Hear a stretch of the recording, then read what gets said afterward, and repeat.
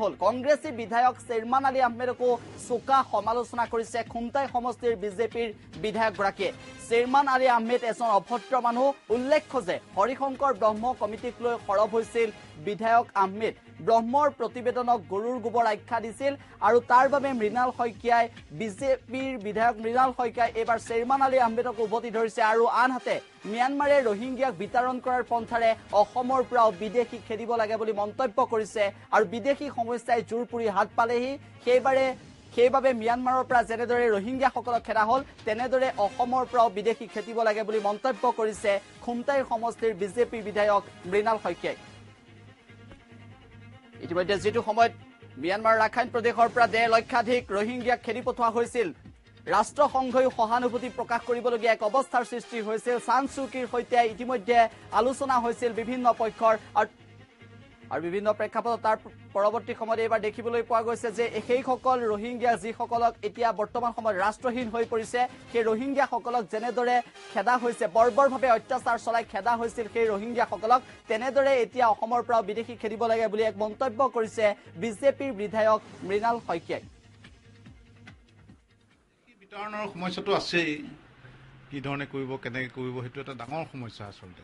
তো মই ভাবোঁ যে আজি বাৰ্মাৰ পৰা ৰোহিংগিয়াবিলাক যেনেকৈ বিতাড়িত হৈছে তেনেকুৱা এটা পন্থা ল'লেহে অসমৰ পৰা বিদেশী বহিষ্কাৰ কৰিব পৰা যাব।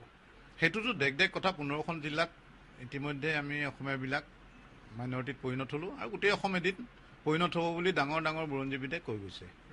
সেইকাৰণে ৰাইজে বহুত চিন্তা চৰ্চা কৰা উচিত। নহয় শ্বেৰমান আলীহেঁতে কাক প্ৰতিনিধিত্ব কৰিছে সেইটো দেখকৈ আগৰ পৰা ওলাই আছে। তেখেতক দেখোঁ এছেম্বলিত অতি অভদ্ৰ মানুহ আৰু সদায় বিদেশীক বাংলাদেশীসকলকে ৰিপ্ৰেজেণ্ট কৰি আহিছে আৰু সেইটো ৰিপ্ৰেজেণ্ট কৰি থাকিব আৰু সদায় ৰিপ্ৰেজেণ্ট কৰিয়ে আছিলে। সেইকাৰণে তেখেতসকলৰ দায়িত্ব হৈছে বাংলাদেশীৰ ৰক্ষণাবেক্ষণ আৰু সেইকাৰণে ইলেক্টেড হৈ আহিছে। তেওঁলোকৰ আমাৰ শ্বেৰমান আলীয়ে ভোটাৰৰ প্ৰতি যিসকল মানুহে ভোটাৰে তেওঁক ইয়াত নিৰ্বাচিত কৰি পঠিয়াইছে তেখেতসকলক সন্তুষ্ট কৰিব পাৰিছে এই হৰিশংকৰ ব্ৰহ্মক গালি দি, কাৰণ সেইখিনি বিদেশী মানুহৰ ভোটেৰে জিকি আহিছে আৰু সদায় তেওঁলোকক ৰক্ষণাবেক্ষণ দিবই। সেইটো একো আচৰিত হ'বলগীয়া কথা নহয়। শুনিবলৈ পালে বিজেপি বিধায়কগৰাকীৰ মন্তব্য। ইতিমধ্যে ম্যানমাৰে ৰোহিংগিয়াক বিতৰণ কৰাৰ পন্থাৰে অসমৰ পৰা বিদেশী বহিষ্কাৰ কৰিব লাগে বুলি মন্তব্য কৰিছে বিজেপি বিধায়কগৰাকী। আৰু অধিক তথ্য জানিবলৈ আমি এই মুহূৰ্তত জ্যেষ্ঠ সাংবাদিক ধ্ৰুৱজ্যোতি বৰুৱাৰ কাষলৈ যাব বিচাৰিছো।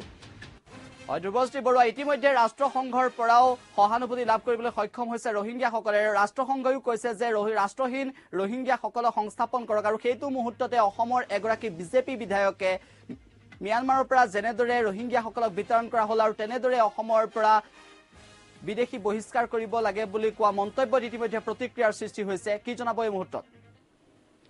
হয় অমুজ্জ্বল, বিধায়ক মৃণাল শইকীয়াৰ বক্তব্য দৰ্শকসকলে নিশ্চয় শুনিলে। দৰ্শকসকলে আৰু এটা কথা নিশ্চয় গম পাইছে যে ৰোহিংগিয়াসকলৰ কি অৱস্থা হৈছে। অসমৰ দৰ্শক বা আন্তঃৰাষ্ট্ৰীয় দৰ্শকসকলে নিশ্চয় গম পাইছে ৰোহিংগিয়াকক কেনেদৰে নৃশংসভাৱে ম্যানমাৰৰ পৰা খেদি পঠোৱা হৈছে, কেনেদৰে তেওঁলোকক জীৱনতে জ্বলাই দিয়া হৈছে, তেওঁলোকক গুলিয়াই মৰা হৈছে। ঠিক অনুৰূপভাৱেই বিজেপি বিধায়ক মৃণাল শইকীয়াই দাবী কৰিছে ম্যানমাৰে ৰোহিংগিয়াসকলক যিদৰে খেদিছিলে সেইদৰে অসমৰ যিসকল বাংলাদেশী বা অসমৰ বিদেশী সেইসকলকো তেনেদৰে খেদিব লাগে বুলি আজি বিজেপি বিধায়ক মৃণাল শইকীয়াই দাবী কৰিছে। আছাম টকছৰ আগত তেওঁ স্পষ্টভাৱে ক'লে যে হয় ম্যানমাৰে যি পন্থা অৱলম্বন কৰিছিলে সেই একে পন্থাৰে অসমৰ পৰা যিসকল বিদেশী বা যিসকল বাংলাদেশী তেওঁলোকক বহিষ্কাৰ কৰিব লাগে। এতিয়া প্ৰশ্নটো হ'ল মৃণাল শইকীয়াই এই বক্তব্য কিয় ক'লে বা এই বক্তব্যই নিশ্চিতভাৱে ৰাজ্যখনত যে তীব্ৰ প্ৰতিক্ৰিয়া সৃষ্টি কৰিব সিও তাত ধুৰুপ হৈ পৰিছে। আমি দেখা গৈছে যে মৃণাল শইকীয়াই বাৰম্বাৰ এনেধৰণৰ বক্তব্য দি আহিছে যি বক্তব্যই হয়তো ৰাজ্যখনি জ্বলাব পাৰে, হয়তো ৰাজ্যৰ যি হাতাম পৰীক্ষা সম্প্ৰীতি আছে হাতাম পৰীক্ষা সম্প্ৰীতিৰ মানত ভাঙোন আনিব পাৰে। আমি বিভিন্ন সময়ত এই কথা প্ৰত্যক্ষ কৰি আহিছিলে বা বিধানসভাৰ মজিয়াতো বিজেপি বিধায়কগৰাকীয়ে এনেধৰণৰ মন্তব্য কৰি আহিছিল যি মন্তব্যসমূহ দেখা গৈছিলে মূলতঃ যিটো সাম্প্ৰদায়িক কেন্দ্ৰিক আজিও তেনেধৰণৰ বক্তব্য আগবঢ়াইলে বিজেপি বিধায়কগৰাকীয়ে। মই আকৌ কৈছোঁ তেওঁ স্পষ্টভাৱে ক'লে যে ম্যানমাৰে যিদৰে ৰোহিংগিয়াসকলক যিটো পন্থাৰে তেওঁলোকে খেদি দিছে বা ম্যানমাৰে ৰোহিংগিয়াসকলৰ পৰা যেনেদৰে অত্যাচাৰ চলাইছে ঠিক অনুৰূপভাৱে অসমৰ পৰাও যিসকল বাংলাদেশী আছে বা যিসকল বিদেশী আছে অসমৰ পৰা তেওঁলোকক বহিষ্কাৰ কৰিব লাগে। নিশ্চিতভাৱে বিধায়কগৰাকী এই বক্তব্যই যিসকল মানৱ অধিকাৰ কৰ্মী আছে মানৱ অধিকাৰ কৰ্মীসকলক ক্ষুণ্ণ কৰি তুলিব বা যিসকল লোক আছে যিসকল লোকে ৰোহিংগাসকলৰ প্ৰতি সহমৰ্মিতা প্ৰকাশ কৰিছে তেওঁলোকক বিধায়ক মৃণাল শইকীয়াৰ এই বক্তব্যই তেওঁলোকক যথেষ্টখিনি ক্ষুণ্ণ কৰিব আৰু অদূৰ ভৱিষ্যতে ৰাজ্যখনৰ এখন নতুন বিতৰ্কৰ সূচনা কৰিব বুলি ক'ব পাৰি। আনহাতে আৰু এটা কথা বিশেষকৈ দেখা গৈছে যে হৰিশংকৰ ব্ৰহ্ম কমিটিৰ যি ৰিপৰ্ট বা যি প্ৰতিবেদন সেই প্ৰতিবেদনলৈ দেখা গৈছে পূৰ্বতে কংগ্ৰেছী বিধায়ক শ্বেৰমান আলী আহমেদ তীব্ৰ হুঁচাৰ হৈছিল আৰু বিজেপি বিধায়কগৰাকীয়ে তেওঁ কৈছে যে শ্বেৰমান আলী আহমেদ এজন অভদ্ৰ মানুহ, তেওঁ আচলতে এজন বাংলাদেশী ৰক্ষক আৰু বাংলাদেশী ৰক্ষণাবেক্ষণ দিয়াৰ বাবে শ্বেৰমান আলী আহমেদে এনেধৰণৰ বক্তব্য কৰি আহিছে আৰু মূলতঃ তেওঁলোকে সমগ্ৰ যিসকল সংখ্যালঘু বিধায়ক আছে মূলতঃ সংখ্যালঘু বিধায়কসকলক আক্ৰমণৰ লক্ষ্য কৰি তেওঁ বিজেপি বিধায়কগৰাকীয়ে কৈছে যে সংখ্যালঘু বিধায়কসকলে যিসকল বাংলাদেশীক ৰক্ষণাবেক্ষণ দিয়াৰ বাবে চেষ্টা কৰি আছে আৰু চেষ্টাৰ অংশ বিশেষৰূপে তেওঁলোকে হৰিশংকৰ ব্ৰহ্ম কমিটিৰ যি প্ৰতিবেদন প্ৰকাশ কৰিছিলে হৰিশংকৰ ব্ৰহ্ম কমিটিৰ প্ৰতিবেদনক তেওঁলোকে বিৰোধিতা কৰি আহিছিলে আৰু হৰিশংকৰ ব্ৰহ্মক তেওঁলোকে ব্যক্তিগতভাৱে আক্ৰমণ কৰি আহিছিলে। এতিয়া আকৌ মই মূল কথাটো লৈ আহিছিলে যিটো কথা ক'লে আজি বিজেপি বিধায়কগৰাকীয়ে যে যিসকল অসমৰ যিসকল বাংলাদেশী বুলি যাক আমি সন্দেহ প্ৰকাশ কৰি আহিছোঁ বা যিসকল বিদেশী আছে তেওঁলোকক ৰোহিংগীয়াসকলৰ আৰ্হিত বা ৰোহিংগীয়াসকলৰ পন্থাৰে তেওঁলোকক বিতৰণ কৰিব লাগে, তেওঁলোকৰ ওপৰত অত্যাচাৰ চলাব লাগে।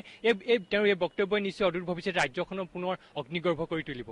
সমুজ্জ্বল ধ্ৰুৱশ্ৰী বৰুৱা, এই মুহূৰ্তত আপোনাক ধন্যবাদ জ্ঞাপন কৰিছো। ইতিমধ্যে বিদেশী সমস্যাই জোৰ পৰি হাত পালেহি বুলি উল্লেখ কৰিছে বিজেপিৰ বিধায়কগৰাকী আৰু ৰোহিংগীয়াসকলক যেনেদৰে ম্যানমাৰ ৰাখাইন প্ৰদেশৰ পৰা খেদা হৈছিল, বৰ্বৰভাৱে অত্যাচাৰ কৰা হৈছিল, ৰাষ্ট্ৰসংঘই সহানুভূতি প্ৰদৰ্শন কৰিবলৈ বাধ্য হৈছিল, বিভিন্ন দেশৰ সৈতে আলোচনাত বহিছিল আৰু সেইটো সময়তে শংকৰ আচানৰ দেশত এনে এখন অসম ভূমিত ধৰ্ম নিৰপেক্ষতাৰ য'ত স্থান আছে আৰু তেনেকুৱা এখনত সাম্প্ৰদায়িকতাবাদৰ বিষবাষ্প বিয়পাবলৈ ইতিমধ্যে মৃণাল শইকীয়াই বিভিন্ন সময়ত চেষ্টা চলাই আহিছে বুলি আমাৰ সাংবাদিকে উল্লেখ কৰিছে আৰু বিভিন্ন সময়ত তেওঁ মন্তব্য কৰিছে আৰু তেনেকুৱা এক সময়তে এইবাৰ ৰাখাইন প্ৰদেশৰ পৰা যেনেদৰে ৰোহিংগীয়াসকলক খেদা হ'ল তেনেদৰে এইখন অসমৰ পৰা বিদেশী খেদিব লাগে বুলি মন্তব্য কৰিছে বিজেপিৰ বিধায়কগৰাকীয়ে।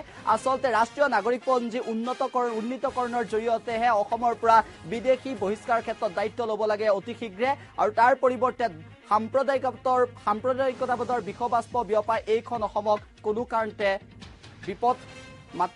বিপদ মাতি নানিবলৈ আমি অনুৰোধ জনাইছো, কিয়নো বিভিন্ন সময়ত অসহিষ্ণুতাৰ বীজ ৰোপণ হয় এইখন অসমত। ইফালে বিধায়ক প্ৰবীণ ডেকাৰ মন্তব্যক লৈ মিশ্ৰিত প্ৰতিক্ৰিয়াৰ সৃষ্টি হৈছে। খিলঞ্জীয়াৰ সংখ্যাক লৈ ব্যাপক প্ৰতিক্ৰিয়াৰ সৃষ্টি হৈছে।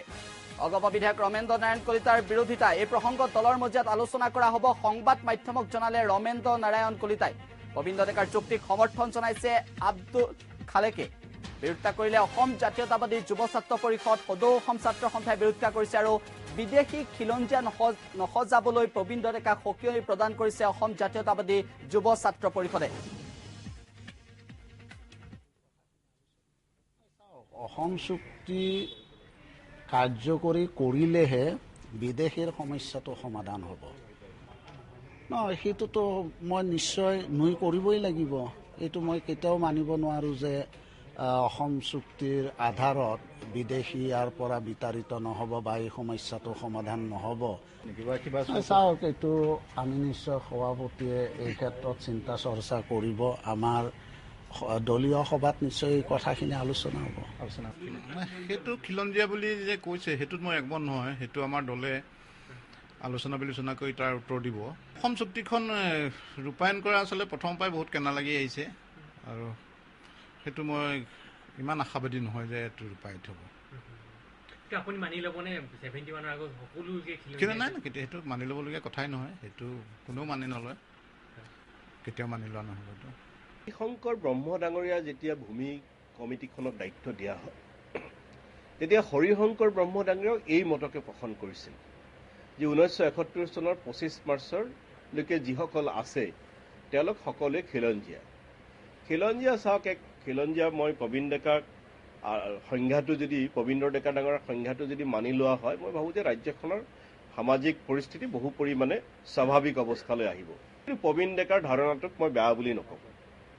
অসম গণ পৰিষদৰ বিধায়ক প্ৰবীণ ডেকাই খিলঞ্জীয়াক লৈ যি যুক্তি দাঙি ধৰিছে সেই যুক্তি একেবাৰে অযুক্তিকৰ কথা। অসম জাতীয়তাবাদী যুৱ ছাত্ৰ পৰিষদে আমি বিৰোধিতা কৰিছোঁ আৰু প্ৰবীণ ডেকাই সেই সংজ্ঞা ক'ত পালে আমি ৰাজহুৱা কৰিবৰ কাৰণে আমি প্ৰত্যাহ্বান জনাইছোঁ। সেইকাৰণে খিলঞ্জীয়া, বিদেশী আৰু স্বদেশীৰ সংজ্ঞা একাকাৰ কৰি সমাজ জীৱনক বিপথে পৰিচালিত নকৰিবৰ কাৰণে মই ৰাজনৈতিক দলবিলাকক আৰু ৰাজনৈতিক ব্যক্তিবিলাকক আহ্বান জনাইছোঁ। প্ৰবীণ ডেকা ডাঙৰীয়াই বিদেশী শক্তিৰ লগত লগ লাগি তেওঁলোকৰ স্বাৰ্থ পূৰণ কৰাৰ কাৰণে আচলতে এনেকুৱা ধৰণৰ কথা আচলতে অৱতাৰণা কৰিছে আৰু নহলে এই যিগৰাকী ব্যক্তি অসম আন্দোলনৰ লগত জড়িত আছিল অসম আন্দোলনৰ ইতিহাস জানে এগৰাকী পৰিপক্ক ব্যক্তি এনেকুৱা ধৰণৰ মন্তব্য কৰিব নোৱাৰে যদিহে বিদেশী জাতিদ্ৰোহী শক্তিৰ লগত তেওঁ সনাপিটিকা বা ভিতৰি বুজা পৰা নকৰে গতিকে আমি এনেকুৱা ধৰণৰ মন্তব্য নকৰিবৰ কাৰণে স্পষ্টভাৱে সকিয়নি দিছো। পবিন্দ্ৰ ডেকা এইবিলাক চাকৰিৰ নামত উত্তৰ পূৰ্বাঞ্চলৰ